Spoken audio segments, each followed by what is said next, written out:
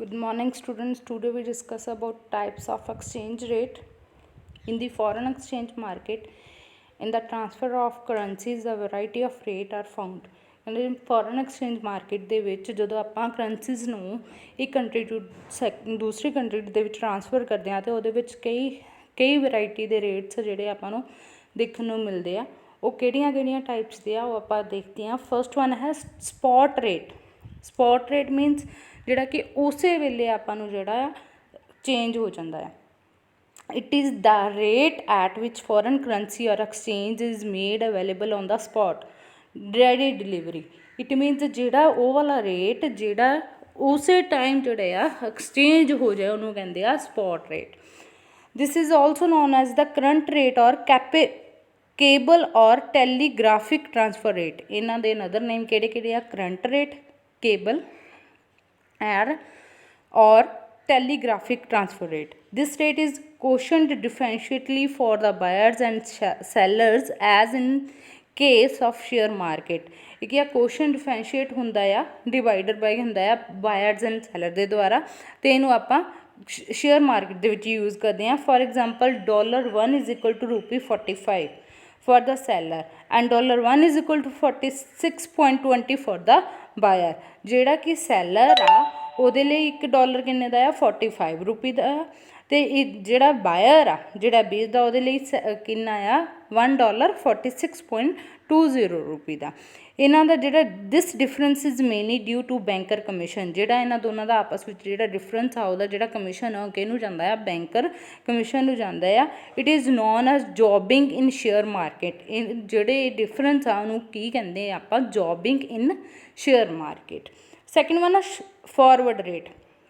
Forward exchange rate or future exchange rate is rate at which future contract for foreign currency is promised।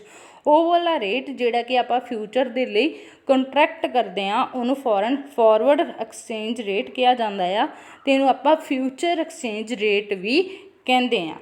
This rate is fixed now but the actual transaction of foreign exchange take place future। ਇਹ rate ਕਹਿੰਦੇ fix ਹੁੰਦਾ ਆ, but ਜਦੋਂ ਆਪਾਂ actual ਦੇ ਵਿੱਚ ਇਹਦੀਆਂ transactions ਕਰਦੇ ਹਾਂ ਉਹ ਕੀ ਹੋ ਜਾਂਦੇ ਆ? ਐਕਸਚੇਂਜ ਹੋ ਜਾਂਦਾ ਆ ਫਿਊਚਰ ਦੇ ਲਈ। ਨੈਕਸਟ ਹੈ ਫਿਕਸਡ ਰੇਟ।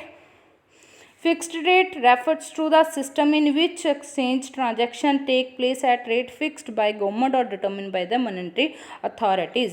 ਉਹ ਵਾਲਾ ਰੇਟ ਜਿਹੜਾ ਕਿ ਗਵਰਨਮੈਂਟ ਦੇ ਦੁਆਰਾ ਡਿਟਰਮਿਨ ਕੀਤਾ ਜਾਂਦਾ ਆ ਉਹ ਫਿਕਸ ਰਹਿੰਦਾ ਆ ਹਮੇਸ਼ਾ ਹੀ, ਅਤੇ ਉਹਨਾਂ ਨੂੰ ਮੋਨੈਟਰੀ ਅਥਾਰਟੀਜ਼ ਆ ਉਹ ਵੀ ਫਿਕਸ ਰੱਖਦੀਆਂ ਆ। ਫੋਰਥ ਵਨ ਹੈ ਫਲੈਕਸੀਬਲ ਔਰ ਫਲੋਟਿੰਗ ਰੇਟ। ਫਲੈਕਸੀਬਲ ਨਾਂ ਤੋਂ ਹੀ ਪਤਾ ਲੱਗਦਾ ਹੈ ਵੀ ਇਹਦਾ ਕੀ ਹੋਏਗਾ ਨੇਮ, ਜਿਹੜਾ ਉਹ ਵਾਲੇ ਰੇਟ ਦੇ ਵਿੱਚ ਚੇਂਜਿਸ ਆ ਜਾਣਗੀਆਂ ਜਾਂ ਜਿਹਦੇ ਵਿੱਚ ਆਪਾਂ ਐਡਜਸਟਮੈਂਟਾਂ ਖੁਦ ਕਰ ਸਕਦੇ ਹਾਂ। It is the exchange rate in which the value of currency is allowed to adjust freely or to float as determined by demand for and supply of foreign exchange। ਇਹਦੇ ਵਿੱਚ ਉਹ ਵਾਲੀਆਂ ਟਰਮਸ ਆ ਜਿਹੜੀਆਂ ਕਿ ਆਪਣੇ ਕੋਲ ਡਿਮਾਂਡ ਫੋਰ ਦੇ ਲਈ ਸਪਲਾਈ ਆਫ ਫੋਰਨ ਐਕਸਚੇਂਜ ਦੇ ਵਿੱਚ ਆਪਾਂ ਐਡਜਸਟਮੈਂਟ ਫਰੀਲੀ ਐਡਜਸਟ ਕਰ ਸਕਦੇ ਹਾਂ ਆਪਣੇ ਅਕੋਰਡਿੰਗਲੀ ਸਿਚੁਏਸ਼ਨਸ ਦੇ ਅਕੋਰਡਿੰਗ। ਫਿਫਥ ਵਨ ਆ ਮੈਨੇਜਡ ਫਲੋਟਿੰਗ ਰੇਟ। ਇਹ ਵਾਲਾ ਸਿਸਟਮ ਦੇ ਵਿੱਚ ਜਿਹੜੀ ਕਰੰਸੀ ਹੁੰਦੀ ਆ ਕੰਟਰੀ ਨੂੰ ਅਲਾਓ ਕੀਤੀ ਜਾਂਦੀ ਆ ਫਲੋਟ ਦੇ ਵਿੱਚ ਫੋਰਨ ਐਕਸਚੇਂਜ ਮਾਰਕੀਟ ਦੇ ਵਿੱਚ, ਅਤੇ ਇਹਨੂੰ ਜਿਹੜਾ ਡਿਟਰਮਿਨ ਕੀਤਾ ਜਾਂਦਾ ਆ ਮਾਰਕੀਟ ਫੋਰਸਿਸ ਦੁਆਰਾ ਡਿਟਰਮਿਨ ਕੀਤਾ ਜਾਂਦੀਆਂ ਆ। The monetary authorities may in revenue to control the fluctuation in exchange rate. ਔਰ ਮੋਨੈਟਰੀ ਜਿਹੜੀਆਂ ਅਥਾਰਟੀਜ਼ ਆ ਉਹ ਕੀ ਆ? ਰੈਵਨਿਊ ਨੂੰ ਕੰਟਰੋਲ ਕਰਕੇ ਰੱਖਦੀਆਂ ਆ ਇਸ ਐਕਸਚੇਂਜ ਰੇਟ ਦੇ ਵਿੱਚ। ਸਿਕਸਥ ਵਨ ਆ ਮਲਟੀਪਲ ਰੇਟ। ਇਨ ਦਿਸ ਸਿਸਟਮ ਆ country adopt more than one rate of exchange for it's currency. ਜਿਹਦੇ ਵਿੱਚ ਆਪਾਂ ਇੱਕ ਤੋਂ ਜ਼ਿਆਦਾ ਰੇਟ ਨੂੰ ਜਿਹੜਾ ਕਿ ਅਡੋਪਟ ਕਰਦੇ ਹਾਂ। If different exchange rate are fixed for importers exporters and for different countries it is case of multiple rates. ਜਦੋਂ ਕਿ ਆਪਾਂ ਇੱਕ ਕੰਟਰੀ ਤੋਂ ਜ਼ਿਆਦਾ ਕੰਟਰੀਜ਼ ਲਈ ਇੰਪੋਰਟ ਕਰਦੇ ਹਾਂ ਐਕਸਪੋਰਟ ਕਰਦੇ ਹਾਂ, ਅਲੱਗ-ਅਲੱਗ ਕੰਟਰੀਜ਼ ਲਈ ਅਲੱਗ-ਅਲੱਗ ਰੇਟ ਹੁੰਦਾ ਆ ਉਹਨੂੰ ਕਹਿੰਦੇ ਆ ਮਲਟੀਪਲ ਰੇਟਸ। ਸੈਵਨਥ ਵਨ ਆ ਟੂ ਟਾਇਰ ਰੇਟ ਸਿਸਟਮ। ਇਹ ਸਪੈਸ਼ਲ ਆ ਫਾਰਮ ਆ ਜਿਹੜੀ ਮਲਟੀਪਲ ਐਕਸਚੇਂਜ ਰੇਟ ਸਿਸਟਮ ਦੀ, ਜਿਹਦੇ ਵਿੱਚ ਆਪਾਂ ਓਨਲੀ 2 ਰੇਟ ਹੀ ਰੱਖਦੇ ਹਾਂ। ਇੱਕ ਹੁੰਦਾ ਹੈ higher rate for commercial transactions ਦੇ ਲਈ ਸੈਕਿੰਡ ਵਨ ਆ low rate for capital transactions ਦੇ ਲਈ। ਹਾਇਰ ਰੇਟ ਕਿਹੜਾ ਆ, ਜਿਹੜਾ ਕਿ ਆਪਾਂ ਵਪਾਰਿਕ ਟ੍ਰਾਂਜੈਕਸ਼ਨਸ ਦੇ ਲਈ ਕਰਦੇ ਹਾਂ, ਵਟਾਂਦਰੇ ਲਈ ਕਰਦੇ ਹਾਂ। ਲੋ ਰੇਟ ਕਿਹਦੇ ਲਈ ਕਰਦੇ ਹਾਂ, ਜਿਹੜੀਆਂ ਕਿ ਪੂੰਜੀਗਤ ਵਟਾਂਦਰੇ ਲਈ ਕੀਤਾ ਜਾਂਦਾ ਆ, ਉਹਨੂੰ ਆਪਾਂ ਦੋਨੋਂ ਸਿਸਟਮ ਨੂੰ ਅਡੋਪਟ ਕਰਦੇ ਹਾਂ। 8th ਵਨ ਆ NEER, ਜਿਹਨੂੰ ਆਪਾਂ ਕੀ ਕਹਿੰਦੇ ਆ, ਨੋਮੀਨਲ ਇਫੈਕਟਿਵ ਐਕਸਚੇਂਜ ਰੇਟ। ਇਹ ਕਿਹਦੇ ਵਿੱਚ ਕੀਤਾ ਜਾਂਦਾ, 2 ਕੰਟਰੀਜ਼ ਦੇ ਵਿੱਚ ਕੀਤਾ ਜਾਂਦਾ ਆ, ਬਟ ਇਹਦੇ ਵਿੱਚ ਜਿਹੜਾ ਆ ਪ੍ਰਾਈਜ਼ ਆ ਜਿਹੜਾ ਚੇਂਜ ਨਹੀਂ ਹੁੰਦਾ, which do not give due regard to price changes, ਜਿਹਦੇ ਵਿੱਚ ਪ੍ਰਾਈਜ਼ ਚੇਂਜ ਨਹੀਂ ਹੁੰਦੇ। ਲਾਸਟ ਵਨ ਆ 9th last second, it is the real effective exchange rate. ਇਹਦੇ ਵਿੱਚ ਜਿਹੜੇ ਪ੍ਰਾਈਜ਼ ਰੱਖੇ ਜਾਂਦੇ ਆ, ਕੌਂਸਟੈਂਟ ਪ੍ਰਾਈਜ਼ ਰੱਖੇ ਜਾਂਦੇ ਆ।